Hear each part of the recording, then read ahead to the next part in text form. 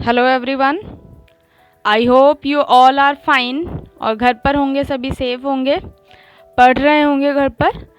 आज का हमारा डिस्कशन का टॉपिक होगा जो हमारा लेफ्ट पोर्शन रह गया था क्लास 5th का, वाटर एंड एयर का टॉपिक था। आज हम वाटर के बारे में बात करेंगे क्योंकि एयर के बारे में हम पहले ही कर चुके हैं। तो वाटर और उसके यूजेस के बारे में यहाँ डिस्कशन होगा। आई होप आप सबको समझ में आएगा ये पूरा चैप्टर। पिछला पार्ट भी समझ में आया होगा। कोई क्वेरी है, कोई फीडबैक देना है, डाउट है, कुछ नहीं समझ आया तो प्लीज़ अपने डाउट्स को, अपनी क्वेरीज़ को कमेंट सेक्शन में दीजिए सो डैट मैं उसको क्लियर कर सकूं। Thank you so much. So start करते हैं। एयर चाहिए ज़िंदा रहने के लिए, इसी तरीके से हमें वाटर भी चाहिए। बिना वाटर के हम ज़िंदा नहीं रह सकते हैं। हमें अब वाटर की ज़रूरत किस किस चीज़ों में पड़ती है? तो ड्रिंकिंग के लिए, बाथिंग के लिए, कुकिंग के लिए, कपड़े धोने के लिए, बर्तन धोने के लिए, और भी बहुत सारे काम हैं। इसी तरीके से प्लांट्स को ज़रूरत पड़ती है सो डैट वो फोटोसिंथेसिस करके अपना खाना बना सके, अपनी ग्रोथ कर सके। एनिमल्स को चाहिए for drinking purpose and to keep their body clean, अपनी बॉडी को साफ करने के लिए। इसके अलावा वाटर का यूज़ इरिगेशन के लिए होता है, सिंचाई के लिए भी होता है, फसलें उगाने के लिए और इलेक्ट्रिसिटी जनरेट करने के लिए, इंडस्ट्रीज़ में केमिकल्स बनाने के लिए, जैसे हमारे घरों में जो पेंट होता है, कपड़े होते हैं, इन सब को बनाने के लिए हमें क्या चाहिए? वाटर। इसके अलावा वाटर एक मीडियम ऑफ ट्रांसपोर्ट भी है जिसमें बोट्स चलती हैं, सुना हुआ है आप लोगों ने। तो वाटर जो है ये एक मीडियम भी है ट्रांसपोर्ट के लिए। इसके अलावा अगर हम बात करें तो हमारी बॉडी में ये बहुत ज़रूरी है कि हम प्योर वाटर को ड्रिंक करें। रेन वाटर प्योरेस्ट फॉर्म होता है नेचुरल वाटर का, बट क्योंकि जब वो हम तक पहुंचता है तो सारी बिल्डिंग्स से लड़ते हुए, बहुत सारे जर्म्स हमारे एटमॉस्फेयर से उससे टकराते हुए आता है, तो हो सकता है वो वाटर क्या हो जाए? पोल्यूटेड हो जाए। इट मीन्स कि एसिडिक हो जाए थोड़ा, तो इसीलिए हम उसको डायरेक्टली यूज़ नहीं कर सकते हैं। हमारी अर्थ जो है वो लगभग 75% वाटर से कवर्ड है और उस 75% वाटर का सिर्फ 5% हमारे लायक है। बाकी का 95% वाटर जो है वो सॉल्टी है, जिसमें कि बहुत सारी इम्प्योरिटीज़ हैं। तो आई थिंक आपको अंदाज़ा लग रहा होगा कि हमारी अर्थ पे पानी तो बहुत सारा है, बट वो सारा पानी हमारे लिए यूजेबल नहीं है, हमारे लिए हेल्दी नहीं है, हार्मफुल उसमें इम्प्योरिटीज़ मिक्स हैं। तो हम सबको सिर्फ 5% वाटर के साथ ही रहना होता है जितना भी पानी प्रेजेंट है अर्थ पर। वाटर एक सॉल्वेंट है। अब सॉल्वेंट और सॉल्यूट क्या होते हैं? तो जब मुझे एक सॉल्यूशन बनाना है तो सॉल्यूशन बनाने के लिए मुझे एक लिक्विड चाहिए और दूसरा या तो सॉलिड या लिक्विड, कुछ भी हो सकता है। अगर सॉलिड की बात कर रहे हैं हम तो वो सॉल्यूट हो जाएगा, और जो लिक्विड है जिसमें कि हमने किसी चीज़ को घोलना है वो हमारा सॉल्वेंट हो जाएगा। जैसे मुझे चीनी पानी का घोल बनाना है, चीनी पानी का घोल बनाते टाइम जो चीनी है वो सॉल्यूट होगी और जो पानी है वो सॉल्वेंट होगा, और जब वो दोनों मिक्स हो जाएंगे एक साथ तो क्या बन जाएगा? सॉल्यूशन हो जाएगा। तो यहाँ पर देखिए आपको दिया हुआ है ना, the substance which can dissolve in water is called soluble substance. जो सब्सटेंस पानी में घुल जाते हैं उन्हें सॉल्यूबल सब्सटेंस कहते हैं, और जो नहीं घुल पाते हैं उन्हें इनसॉल्यूबल सब्सटेंसेस कहते हैं। तो वाटर और सॉल्यूबल सब्सटेंस मिलके क्या बनाते हैं? एक सॉल्यूशन बनाते हैं। जो डिसॉल्व होने वाला सब्सटेंस है, जैसे चीनी घुल जाती है तो वो क्या है? सॉल्यूट है। और लिक्विड कौन, मतलब वाटर क्या है? सॉल्वेंट। तो वाटर एक काफ़ी अच्छा सॉल्वेंट है, ये अपने में सारी चीज़ों को घोल लेता है। अब दो तरीके की इम्प्योरिटीज़ होती हैं, एक सॉल्युबल और एक इनसॉल्युबल। एक ऐसी इम्प्योरिटी जो घुलने के बाद पता नहीं चलती है, और एक ऐसी इम्प्योरिटी जो घुलने के बाद दिख जाती है। जो दिख जाएगी उसे इनसॉल्युबल कहेंगे, और जो नहीं दिखेगी इम्प्योरिटी उसे सॉल्युबल कहेंगे।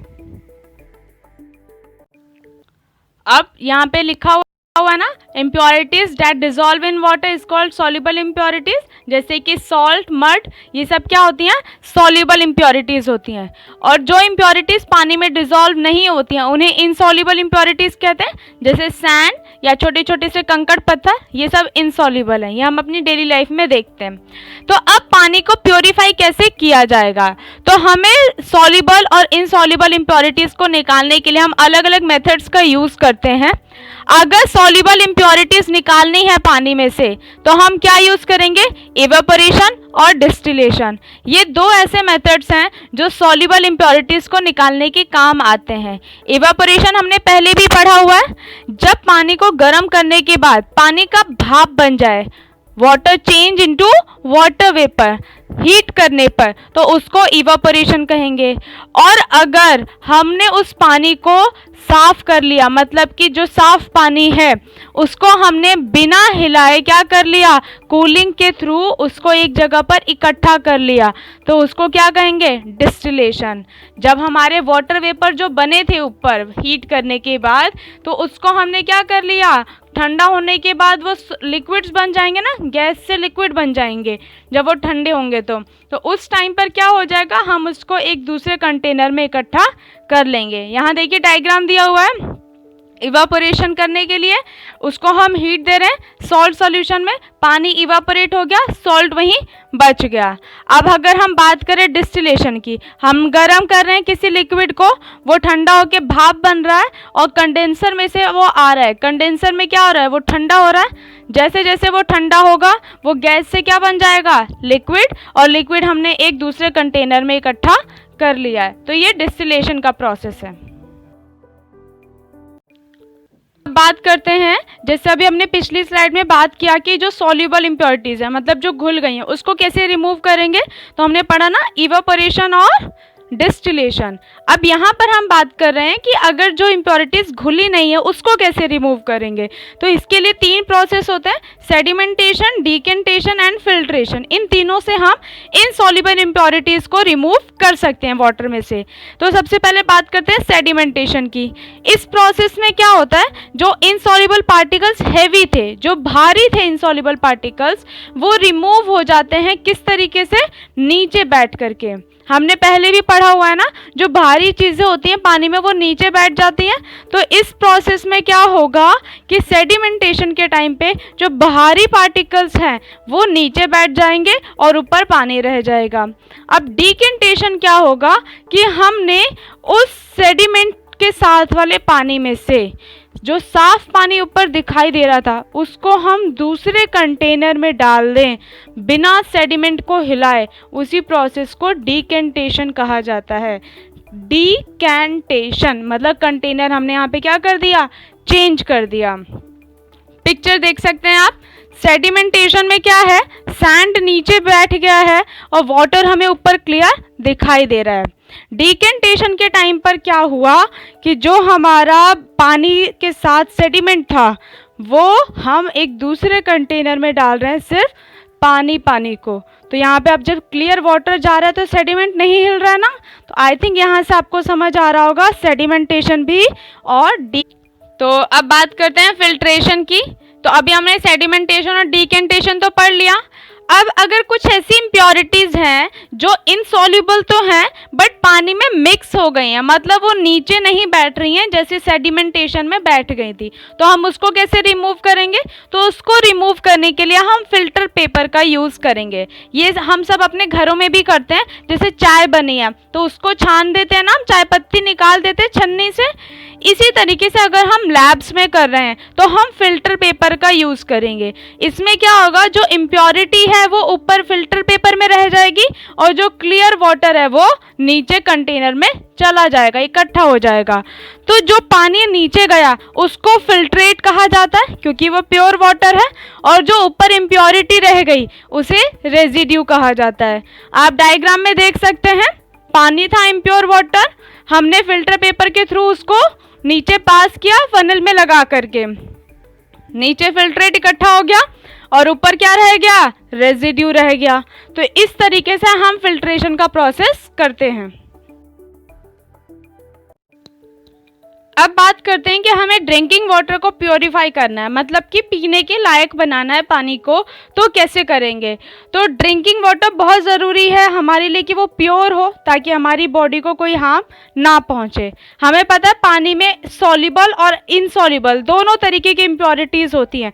कुछ इम्प्योरिटीज़ हमें दिखाई देती हैं और कुछ इम्प्योरिटीज़ हमें दिखाई नहीं देती हैं। साथ के साथ जर्म्स भी होते हैं। तो जर्म्स हमें हमारी बॉडी में बहुत सारे तरीके की डिसीजेस कर सकते हैं और हमें हार्म कर सकते हैं। तो हमें इन पानी को जो पी रहे हैं हम उसको साफ करना चाहिए। कुछ स्टेप्स हैं, जैसे पहला है क्लोरीनेशन। यहाँ पे क्लोरीन गैस की छोटी छोटी टैबलेट्स को पानी में डाल दिया जाता है ताकि जर्म्स किल हो जाएं, जर्म्स मर जाएं और हमारे बॉडी को उस पानी से कोई हार्म ना पहुँचे। सेकेंड है पोटेशियम परमैंगनेट। पोटेशियम परमैंगनेट एक केमिकल है जिसको कि अगर हम पानी में डाल दें थोड़ा सा, तो जितने भी जर्म्स हैं वो मर जाएंगे और उसके बाद हमारा पानी जो होगा वो जर्म फ्री हो जाएगा, हेल्दी हो जाएगा।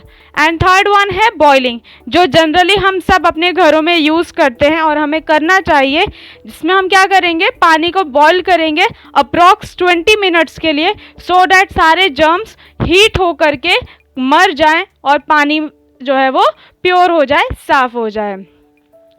अब सिटीज़ में वाटर का डिस्ट्रीब्यूशन कैसे होता है। तो वाटर का डिस्ट्रीब्यूशन जो होता है सिटीज़ में वो पाइपलाइंस के थ्रू होता है।